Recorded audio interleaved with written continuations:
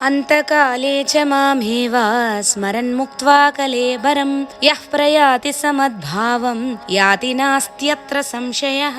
అవసాన కాలంలో మనకు జరిగేదేమిటో పరమాత్మ ఆనాడే ఊహించి ఉంటాడు. బంధువులు మిత్రులు చుట్టూ ఉంటారు, అవి ఇవి అడుగుతూ ఉంటారు, ప్రాపంచిక విషయాల గురించి గుర్తు చేస్తూ ఉంటారు, ఆస్తులు ధనం బంగారం వీటి గురించే ఎక్కువ అడుగుతూ ఉంటారు. ఈ సమయంలో పరమాత్మ గురించి ధ్యానం చేసే అవకాశం ఉండదు. మనసు వీటి మీదనే లగ్నమై ఉంటుంది.